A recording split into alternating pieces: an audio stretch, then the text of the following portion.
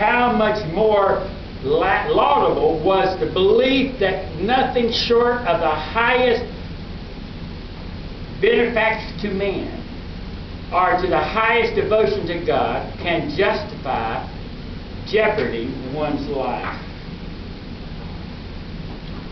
You can also say with this, point out, permit me to observe, that the seat of the sanctuary of blood, the seat of the sanity of blood,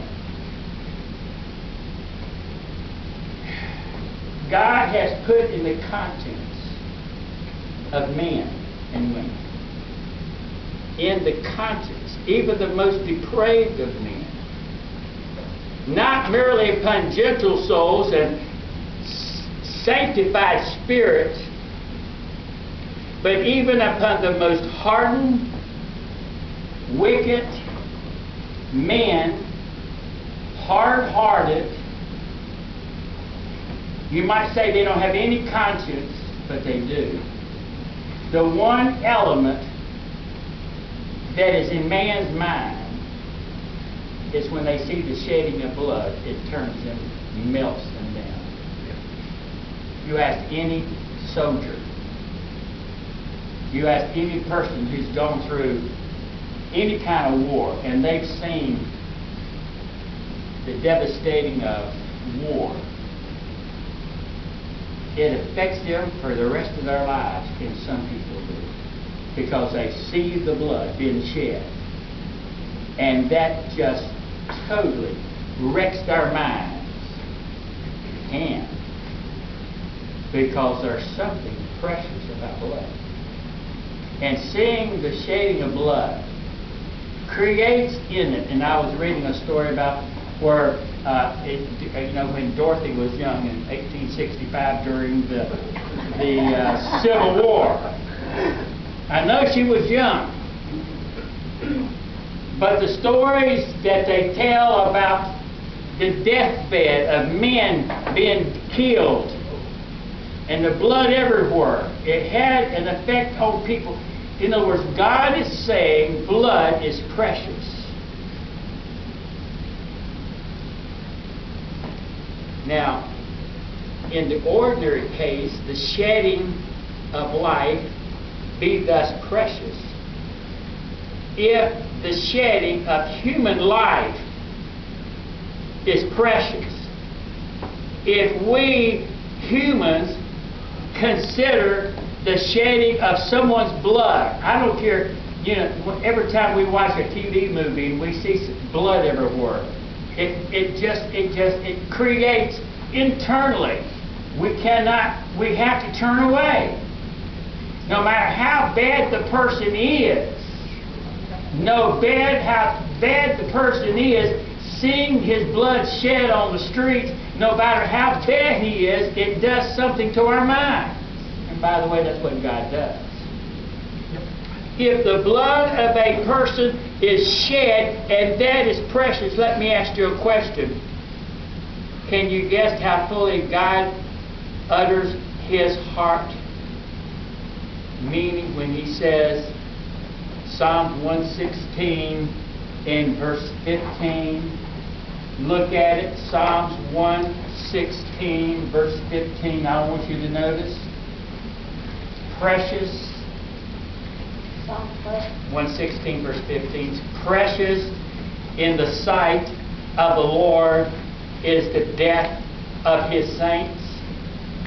Understand that word death also means the shedding of blood. The word death is the shedding of blood.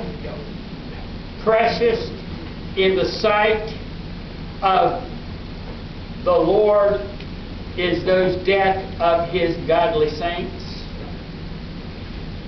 Can I say that in the death, if the death of a rebel is precious, what must be the death of a child?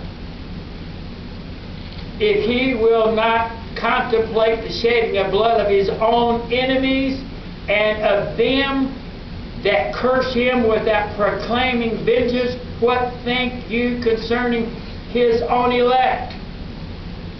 of whom he says, precious shall their blood be in his sight? Will he not avenge them, though he bears long with them? Shall their blood be in his sight? The blood of his saints that are shed,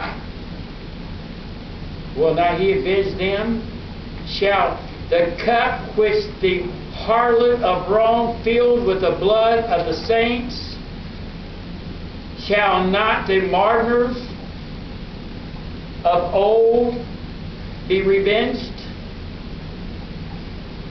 Yet obtain from God the vengeance due for all those who have suffered, and all the blood which they poured forth in defense of this cause. The shedding of blood for the cause of Christ, the shedding of blood of martyrs who gave their life. If this is so precious, I have another step to indicate to you. It is far longer, and that is the shedding of the blood of Christ. If we consider the shedding of blood of humans has been valuable, even though they're rebels, how much more should we consider what happened when Christ himself shed his blood for a purpose?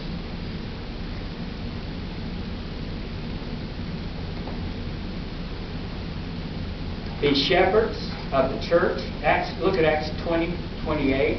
Acts 20:28. Here's the power of speech with Paul to convey to you the preciousness. Behold here a person innocent, without taint within, or flaws without, who magnified the law and made it honorable, a person who served both God and man, even unto death. Nay, here you have a divine person, so divine that in the Acts of the Apostle, Paul calls his blood the blood of God. Acts 20:28, Richard. Thank ye therefore unto yourselves to all flock over which the Holy Ghost has made you overseers, through the church of God, which he hath purchased with his own blood. God purchased the church, believers, with his own blood. The shepherds of the church of God, which he bought with his own blood, that is, he called the blood of God, for it was the blood of him who is God. And Paul directs them to look up to God with faith, to understand that we know that we can proclaim the gospel of Jesus Christ, that he has redeemed us from sin because he gave his blood for us in order to redeem us, that we could go to heaven.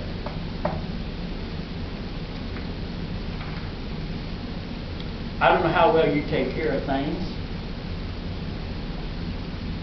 Some things you take care of. How many of you got things that's over 60 years old that you kept yourself? There's some things that the value is not in the monetary, but the value is who did it. I have a postcard that I have an original postcard when I was 11 months old. And I've got it in a frame. 65 years. You can't have a 60 years. It will, nobody, it's not worth anything. It's a wonder it's not crumbled. It is. It's cracked. But to me, it is precious for what it means. It represents my mom and my dad. It is precious to me. And it keeps the memory of my mom and my dad. There is something that's there that enables me to feel worthy. It makes me feel that I don't want to disappoint my dad, I don't want to disappoint my mom. It is something that helps me focus the attention of me living for Christ.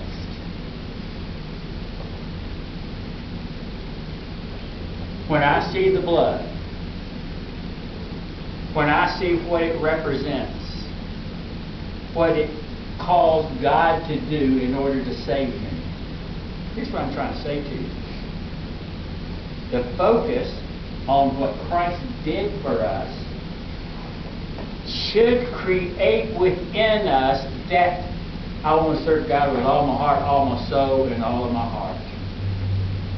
It is a focus point of my life. When I go through trials, when I go through difficulties, when I have to put up with people, when I have to put up with myself, when I get discouraged, when things go wrong, my body breaks down, and I don't want to go any further.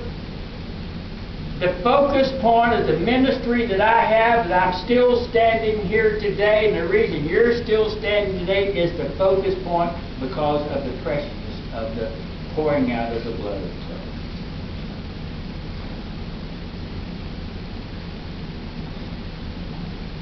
Angels must have seen that matchless bloodshedding with wonder and amazement. And even God Himself saw what never before was seen in creation or in providence. He saw Himself more gloriously displayed than in the whole universe besides when He saw His Son Christ on the cross. Let us come near to the text in 1 Peter 1:19 to show forth the preciousness of the blood of Christ. We shall confine ourselves to the Son. Spurgeon said, "But I have in hopes that God's Holy Spirit may so descend upon the bones in my sermon, which would be but dry of themselves, that they, being quickened and full of life, you may admire the excellent great army of God's thoughts of loving kindness towards the people in the sacrifice of His own dear Son." My words seem to be like dry bones, not much on them. And what Spurgeon prayed, that the Holy Spirit would take the dry bones of His words and implant them in the heart of those who heard Him and change their lives.